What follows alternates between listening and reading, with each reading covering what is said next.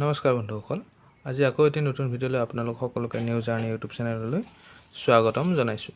বন্ধুসকল, আজি আমি এইটো ভিডিঅ' আলোচনা কৰিম যে পথাৰৰ ক্ষেত্ৰত মাটি জোখাৰ পদ্ধতি কেনেকুৱা। কাৰণ পথাৰৰ ক্ষেত্ৰত আমাৰ মাটি প্ৰায় বহুত মাটি হিচাপ কৰিব লগা হয়। গতিকে বেছি মাটি হিচাপ কৰিব লগা হ'লে আমি ফুটেৰে হিচাপ কৰিব নোৱাৰোঁ।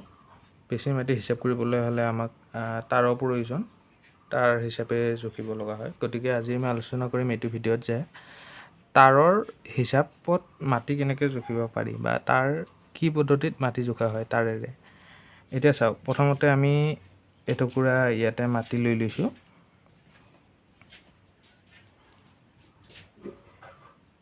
এইটুকুৰা ধৰক এটুকুৰা মাটি লৈছোঁ। ইয়াৰে এতিয়া আপোনাৰ তাৰ হিচাপে যদি জোখে, ধৰক তাৰ এইফালে আছে আপোনাৰ দীঘল 47 মানে 47 তাৰ। তাৰপাছত এইটো ছাইডত আছে দীঘলৰ যে 33 তাৰ। তাৰপাছতে বহলৰ ফালে যদি এইফালে 26 তাৰ থাকে আৰু এইফালে যদি 14 তাৰ, তেতিয়া এই হিচাপটো আপুনি কেনেকৈ উলিয়াব। এতিয়া চাওক, প্ৰথমতে আমি জানিলোঁ যে তাৰ কি হিচাপে থাকে, যে 12 ফুট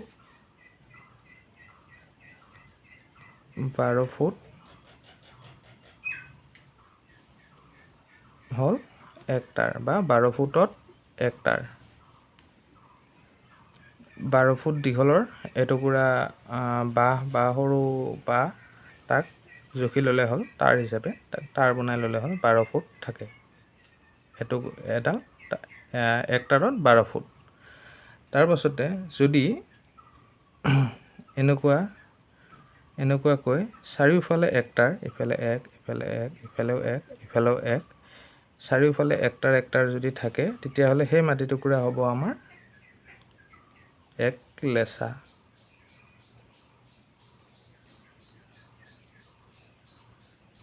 কাৰণ চাৰিওফালে আমাৰ 12 ফুট আছে। 1 লেচা বা 1 বৰ্গ তাৰ।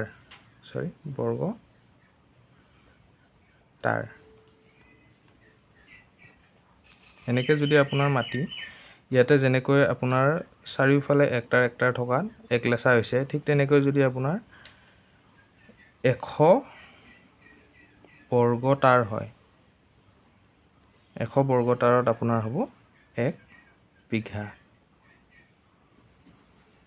100 বৰ্গ তাৰত 1 বিঘা। এতিয়া আমি গম পালোঁ যে 12 ফুটত 1 তাৰ, তাৰপাছতে চাৰিওফালে 1 তাৰ, অৰ্থাৎ 12 ফুটকৈ হ'লে 1 লেচা আৰু বা 1 বৰ্গ তাৰ। ঠিক তেনেকৈ 100 বৰ্গ তাৰ বা 100 বৰ্গ তাৰত আপোনাৰ কিমান হয়, 1 বিঘা। এতিয়া চাওক আহক, এই হিচাপটো আপুনি মাটিটোৰ কেনেকৈ উলিয়াব পাৰিব। এতিয়া চাওক, ইয়াতে আমাৰ দিশ আছে, দিশ কিমান আছে, 47 আৰু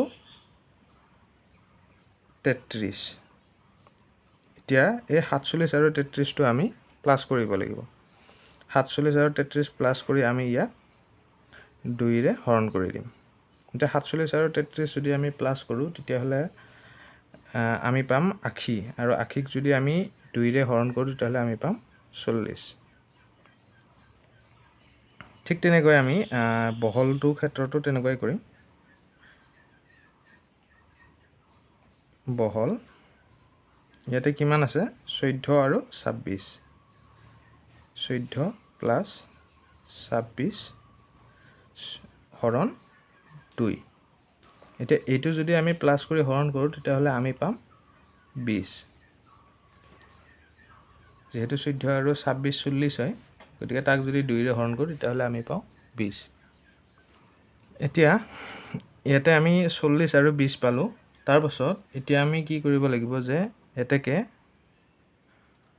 আমাৰ মুঠ মাটি কিমান হ'ল, মুঠ মাটি এতিয়া আমি এই 40 আৰু 20টোক পূৰণ কৰিম। 40 আৰু 20 যদি আমি পূৰণ কৰোঁ, তেতিয়াহ'লে আমি পাম 800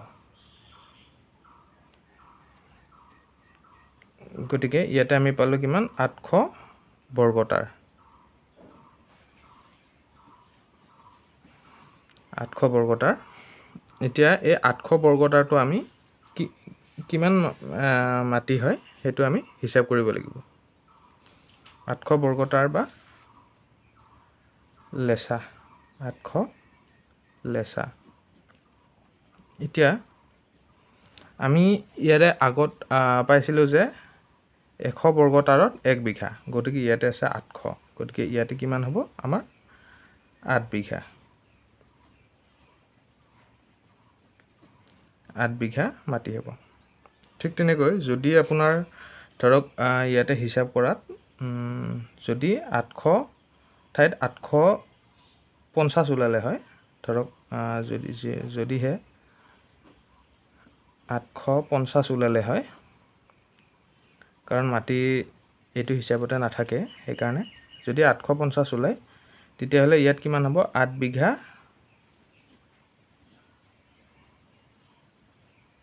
8.5 বিঘা বা 8.5 বিঘা বা নহ'লে এনেকৈও কৰিব পৰা যায় 8 বিঘা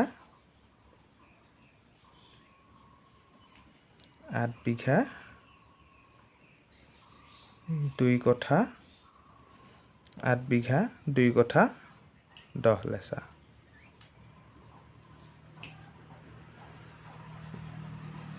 বন্ধুসকল এতিয়া কথা হ'ল ইয়াতে আমি যদি 850 পালো হয় তেতিয়াহ'লেহে 8.5 বিঘা বা 8 বিঘা 2 কঠা 10 লেছা হ'ল হয় এতিয়া ইয়াতে আমি পাইছোঁ 800 বৰ্গতাৰ গতিকে ইয়াতে 8 বিঘা মাটি আছে মই এইটো আপোনালোকক বুজাবৰ কাৰণেহে যে যদি হিচাপত অলপ মানে এনেকুৱা হিচাপ ওলায় ধৰক 850 750 বা 650 বৰ্গতাৰ তেতিয়াহ'লে মানে এনেকুৱা হিচাপত হ'ব এতিয়া কথা হ'ল আপোনালোকে যদি 1 বিঘাত